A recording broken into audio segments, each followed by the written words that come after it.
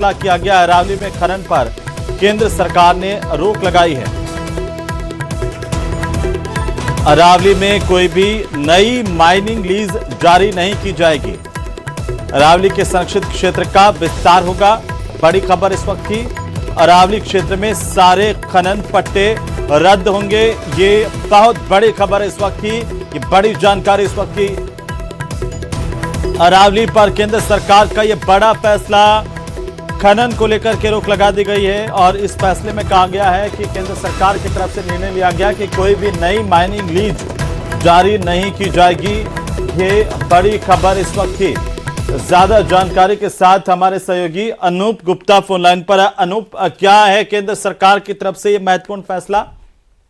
देखिए, बता दूं कि जिस तरीके से अरावली को लेकर के, इलीगल माइनिंग को लेकर और जो सरकार का जो डायरेक्शन था इससे पहले, उसको लेकर जिस तरह से विवाद हुआ था, उसके बाद लगातार जो है वो भूपेंद्र यादव जो कि केंद्रीय मंत्री हैं, वो लगातार कह रहे थे कि इलीगल माइनिंग को खत्म करने के लिए केंद्र सरकार पूरी तरह से प्रतिबद्ध है। और जहां तक जो सर्कुलर जारी किया गया था वो कहीं ना कहीं जो इंटरनेशनल मानक है उसके आधार पर किया गया था, लेकिन विवाद बढ़ा और उसके बाद केंद्र सरकार ने एक बड़ा, कह सकते हैं कि बड़ा फैसला लिया है और पूरी तरह से जो अरावली रेंज है एनसीआर से लेकर गुजरात तक, साफ तौर से जो डायरेक्शन आया है उसमें कहा गया है कि एनसीआर क्षेत्र से लेकर गुजरात तक का जो पूरा अरावली रेंज है उसमें पूरी तरह से इलीगल माइनिंग पर प्रतिबंध लगा दी गई है। माइनिंग पर फिलहाल प्रतिबंध लगा दी गई है। इसके अलावा जो मंत्रालय है उन्होंने Indian council of forestry research and education को भी कहा है कि आगे किस तरीके से फॉरेस्ट कंजर्वेशन को लेकर के किस तरीके से पहल लेनी है उसका स्टडी करें और उसको लेकर एक कार्य योजना बनाएं। इसके अलावा जो माइनिंग लीज है उसको भी रद्द की गई है। तो यानी कह सकते हैं कि एक बड़ा फैसला केंद्र सरकार की तरफ से ली गई है, क्योंकि जिस तरीके से हम देख रहे हैं कि लगातार इस मसले को लेकर विवाद हो रहा था, जिस तरीके से हमने देखा एनवायरमेंट के जो एक्टिविस्ट हैं वो लगातार सरकार की जो पहल थी, जो नया सर्कुलर था उसका विरोध कर रहे थे। तो ऐसे में एक बड़ा फैसला केंद्र सरकार ने उठाया है। जी अनूप, अगर साधारण शब्दों में इसे समझें तो जो खनन अब तक वैध खनन जो अरावली में चल रहा था, क्या उन पर भी रोक लगी है या नई माइनिंग लीज नहीं दी जाएगी? देखिए, नई माइनिंग लीज को तो सीधा बैन कर दिया गया। ठीक है। उस पर तो साथ जो सर्कुलर जो जारी हुआ है उस पर साफ कहा गया है कि नई जो है वो नई माइनिंग लीज किसी भी तरीके से नहीं ग्रांट किया जाए, यानी कि बंद है। सारे राज्य सरकारों को ये हिदायत खास तौर पर केंद्र सरकार की तरफ से, मंत्रालय की तरफ से सभी राज्य सरकारों को हिदायत भी इस मसले पर दे दी गई है कि आप इस तरह से कोई भी इलीगल माइनिंग और इस तरह से अगर आप अगर माइनिंग के लिए लीज अगर आप देते हैं तो उसको फिलहाल आप एकदम रोक लगा दें और जब तक स्टडी नहीं की जाएगी, क्योंकि देखिए Indian council of forestry research and education को उन्होंने कहा है कि इस पर स्टडी करें और आगे जो है वो कैसे इस पर आगे बढ़ा जा सकता है उस पर अपनी सिफारिश दे, उसके बाद ही केंद्र सरकार इस मसले पर आगे बढ़ेगी। लेकिन जो लीज पहले से दी हुई है, जहां पर वैध खनन चल रहा है, उसको लेकर के क्या कुछ रुख है? देखिए, अवैध खनन को लेकर के साफ तौर पे सरकार पूरी तरह से अपना रुख पहले से रखी हुई है। अवैध खनन किसी भी तरीके से ना हो, इसको लेकर सरकार जो है वो प्रतिबद्ध है और सरकार चाहती है, सरकार लगातार उस पर पहल कर रही है। हमने भूपेंद्र यादव ने भी इस मसले पर कहा है। जी अनूप, मैं थोड़ा सा आपको रोक रहा हूं, फिर से आप की तरफ रुख करूंगा, लेकिन इस वक्त हमारे सहयोगी राजधानी जयपुर से हितेंद्र शर्मा भी फोन लाइन पर हैं। हितेंद्र, क्या जानकारी है केंद्र सरकार के इस आदेश के मुताबिक?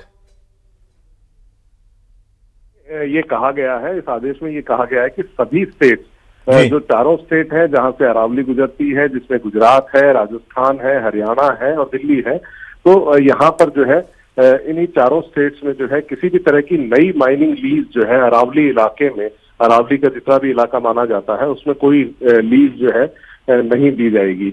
इसके अलावा भी जो है जो नेशनल कैपिटल रीजन का जो एरिया है और जो हरियाणा का जो एरिया है, इसमें पहले से ही जो है काफी वक्त से जो है इस पे सुप्रीम कोर्ट में मामला चल रहा था।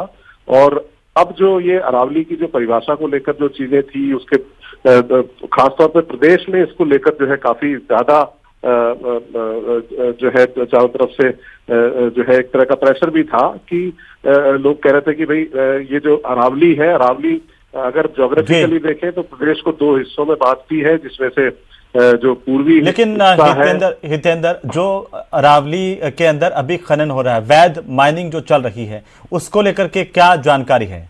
वो चलती रहेगी या उनको रोक दिया गया है?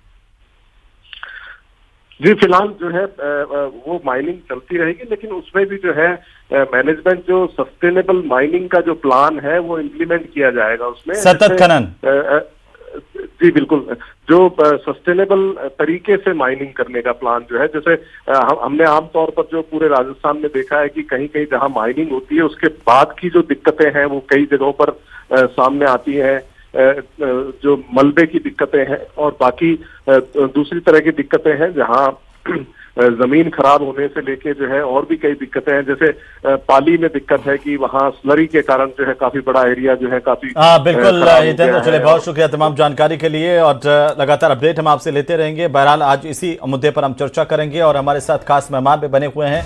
लेकिन एक बार फिर से मैं आपको बता दूं कि अरावली पर केंद्र सरकार की तरफ से बड़ा फैसला किया गया है और आज ही सुप्रीम कोर्ट में अरावली के मामले को लेकर के भी सुनवाई हुई, जिसमें सुप्रीम कोर्ट ने नोटिस जारी किए हैं राजस्थान, हरियाणा, सेंट्रल गवर्नमेंट को, पर्यावरण विभाग को भी। और इसी बीच सरकार की तरफ से ये बड़ा फैसला कि कोई भी नई माइनिंग लीज जारी नहीं की जाएगी अरावली क्षेत्र में। और आज हमारे साथ खास मेहमान जुड़ चुके हैं और उनका परिचय मैं आपके साथ करवा दूं। हमारे साथ राखी राठौड़ हैं, भारतीय जनता पार्टी के प्रवक्ता।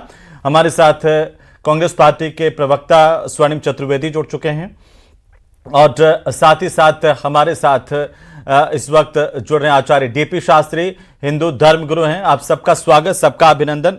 और राखी जी, सबसे पहले आप इससे मुखातिब होते हुए कि आखिरकार केंद्र सरकार की तरफ से भी एक बड़ा फैसला किया गया है। ये पूरा मामला लगातार तूल पकड़ रहा था। आज सुप्रीम कोर्ट में भी इस पूरे मामले को लेकर के सुनवाई हुई। सुप्रीम कोर्ट ने नोटिस भी राज्यों को जारी किए हैं, सेंट्रल गवर्नमेंट को भी जारी किए हैं इस पूरे मामले पर। हरियाणा में वन विभाग के एक रिटायर्ड अधिकारी हैं, वो सुप्रीम कोर्ट में उन्होंने एक याचिका दाखिल की थी, एक मामला पहले से चल रहा है उसको लेकर के, तो उसकी सुनवाई अभी आगे और होगी। लेकिन फिलहाल जो केंद्र सरकार की तरफ से एक बड़ा फैसला लिया गया है, कैसे आप इसे देख रही हैं? क्या इससे अरावली बच पाएगी, अरावली संरक्षित रह पाएगी? क्योंकि कई तरह की आशंकाएं हैं। देखिए हेमंत जी, मोदी सरकार का एक स्पष्ट ध्येय है, एक स्पष्ट विजन है, विरासत भी और विकास भी। विरासत सस्टेन रहनी चाहिए और उसके साथ साथ हमें विकास की जो जरूरतें हैं उनको भी उनकी भी पूरी करनी है। और इसी के ध्येय के साथ में अरावली के संरक्षण के लिए जिस तरह से केंद्र सरकार ने काम किया, अभी मैं आगे आपको सब चीजें बताऊंगी। हम लोगों ने लगातार ये प्रयास किया कि अरावली के अंदर जो अवैध खनन हो रहा था, अब अरावली की जिस तरह की जो स्थिति थी उसमें सुधार हो सके, कैसे उसमें इंप्रूवमेंट कर सके, और यही सुप्रीम कोर्ट के वर्डिक्ट में भी है। हेमंत जी, मुझे दुख होता है कई बार कि कांग्रेस पार्टी भ्रम फैला करके उन्होंने लोकसभा के अंदर तो उन्होंने जीत हासिल कर ली, उनको लगता है कि वहां पे संविधान बदल जाएगा, ऐसी बात करके उन्होंने वहां पर कुछ सीटें हासिल कर ली और वही भ्रम अब वापस फैलाना चाहते हैं। देखिए, जिस तरह से स्पष्ट वर्डिक्ट आया है सुप्रीम कोर्ट का, उन्होंने साफ साफ कहा है कि ऐसे जोन जहां पर इकोलॉजिकली सेंसिटिव जोन हो, 4 टाइगर रिजर्व्स हैं, वाइल्ड लाइफ सेंचुरीज हैं 20, बहुत सारे हमारे मंदिर हैं इन अरावली की पहाड़ियों पर, शहर बसे हुए हैं, उदयपुर हो, अजमेर हो, जयपुर हो, अलवर हो, बहुत सारी नदियां हैं, बनास नदी, माही नदी, बहुत सारे लेक्स हैं, सांबर लेक, सिलीसेट, इन सबको इन माइनिंग वाले एरिया से रिस्ट्रिक्ट किया जाएगा। और 0.19% पर ही एमपीएसएम की जो रिकमेंडेशन होगी, एक सस्टेनेबल मैनेजमेंट प्लान के माध्यम से सिर्फ उसी जगह पर अलाउ किया जाएगा जहां पर कि वो प्रोजेक्ट वहां डिस्ट्रिक्ट का पूरा तरीके से सर्वे करने के बाद ही अलाउ किया जाएगा। और एक सवाल पूछना चाहती हूँ हेमंत जी, लेकिन कांग्रेस तो आप पर आरोप लगा रही है कि ये सिर्फ पर्यावरण का संकट ही पैदा नहीं कर रहे हैं, बल्कि हमारी संस्कृति और धर्म पर भी हमला कर रहे हैं, क्योंकि कई मंदिर भी इस इलाके में आते हैं, कई किले भी हैं। हेमंत जी, मुझे लगता है भारतीय जनता पार्टी की जो आइडियोलॉजी है और जिस तरह से पिछले कई सालों से हम लोग जनता की सेवा कर रहे हैं, मुझे ये जनता को प्रूव करने की जरूरत नहीं है कि कौन धार्मिक आस्थाओं की, धार्मिक जो हमारी भावना है उनका रक्षा कर रहा है और कौन नहीं कर रहा है। मुझे लगता है ये डिबेट का विषय होना ही नहीं चाहिए। लेकिन ये बताइए कि राजस्थान के अंदर 1000 से ऊपर खनन पट्टे दिए हुए हैं, जिसमें से 700 पट्टे अशोक गहलोत जी ने दिए। मैं अपने साथी से पूछना चाहती हूं कि ये 700 पट्टे किस डेफिनेशन के तहत आप लोगों ने अपनी सरकार में अलॉट किए। और मैं दर्शकों को बताना चाहती हूं कि ये 700 पट्टे, ये 100 मीटर का जो अभी प्रोविजन आया है, इसी के आधार पर इन्होंने दिए। और इसीलिए जब आप मीडिया पर दिखाते हैं बड़े बड़े ठूठ, हमने उसमें प्रोविजन डाला कि 100 मीटर का जो हाइट होगी उसके साथ जो लैंड फॉर्मेशन है वो भी उसके अंदर इंक्लूड होगी। 2 हिल्स के बीच में जो पूरा रीजन है, चाहे वो प्लेन हो, वो अरावली रेंज में इंक्लूड होगा। आपने 700 पट्टे सिर्फ इस डेफिनेशन के साथ में दे दिए कि 100 मीटर जो है वो कहीं से भी नापी और ठूंठ आपको आज नीचे की तरफ सारा का सारा खनन कर लिया। आपने जो पट्टे दिए वो सिर्फ और सिर्फ इसी डेफिनेशन से दिए थे, उसी को रोकथाम करने का हमने काम किया। अच्छा देखिए, एक बात और मैं वो प्रयास भी बताना चाहती हूँ एक बात हेमंत जी कि हमने, और साथ में स्वर्णिम जी भी बता दें कि इन्होंने क्या प्रयास किए थे अरावली को बचाने के लिए। अरावली के लिए जो ग्रीन अरावली प्रोजेक्ट है वो हम लोगों ने शुरू किया। एक पेड़ मां के नाम के तहत अभी 4 जून को प्रधानमंत्री जी ने उस जगह पर जाकर प्लांटेशन किया। हमारा कैंपा प्रोग्राम चल रहा है, हमारा ग्रीन क्रेडिट प्रोजेक्ट चल रहा है, जिसके अंदर किसी ऐसी बैरन जगह पर अगर 40% लोकल पौधे उगा दिए जाते हैं तो सरकार उस कंपनी को, उस ऑर्गेनाइजेशन को क्रेडिट देगी। हमारे प्रयास है ये, जिससे अरावली क्षेत्र के अंदर इलीगल माइनिंग घटे। हम एक प्रॉपर तरीके से प्लानिंग के साथ आए।